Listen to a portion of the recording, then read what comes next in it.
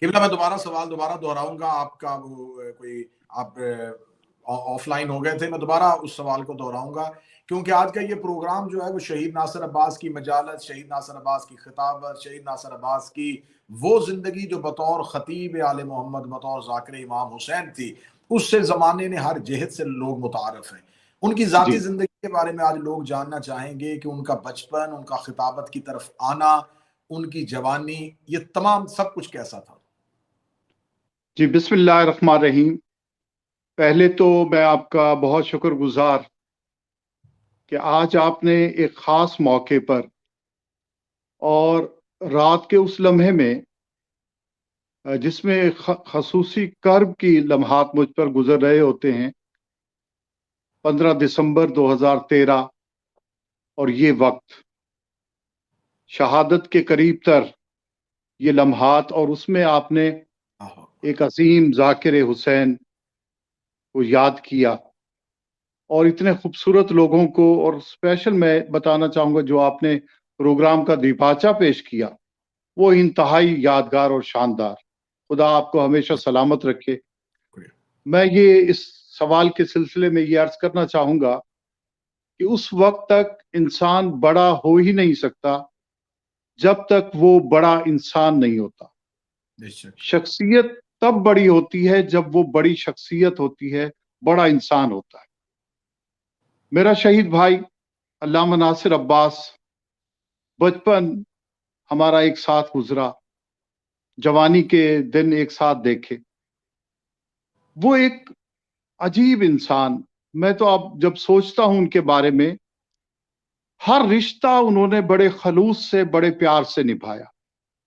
ابھی جعفری صاحب جیسے فرما رہے تھے، وہ کسی سے بھی ملتے تھے تو اسے یہ احساس ہوتا تھا جیسے کوئی اپنا مل رہا ہے، اور یہ خلوص کی دولت پتہ نہیں انہوں نے کہاں سے لی تھی۔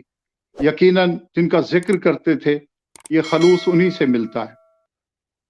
میں اپنی قوم کے بچوں کو بھی یہ بتانا چاہوں گا کہ اگر وہ ناصر عباس بننا چاہتے ہیں تو بچپن اسی طرح گزاریں جس طرح ناصر عباس نے گزارا تھا۔ میں نے کئی راتیں ایسی دیکھی کہ رات کا آغاز ہوتا تو وہ اپنے والد صاحب کو، والدہ کو دبانے لگتے، صبح ہو جاتی اور والد صاحب جب جاگتے تو فرماتے کہ ناصر تم سوئے نہیں؟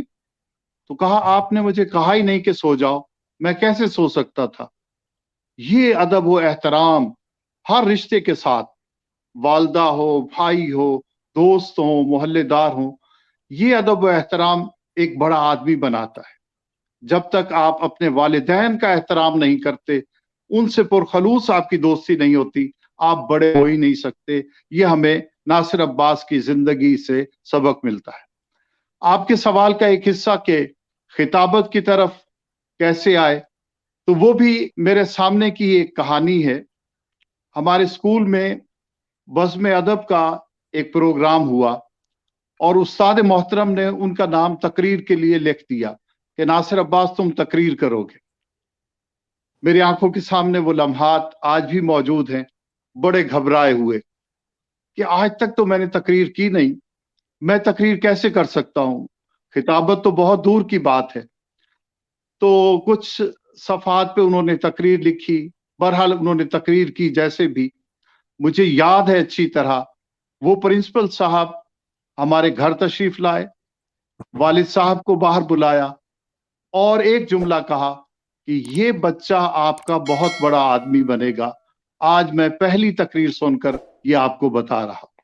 میں اس استاد کے قربان جاؤں جس کی نظر ایسی تھی کہ اس نے پہچان لیا کہ یہ وکیل آل محمد بنے گا، یہ اتنا بڑا خطیب بنے گا۔ یہ اساتذہ کی دعائیں اور خصوصاً والدین کی دعائیں جو اسے رات کے پتن کس پہر میں ملی تھی، جس کے صدقے میں ناصر عباس ہو گیا۔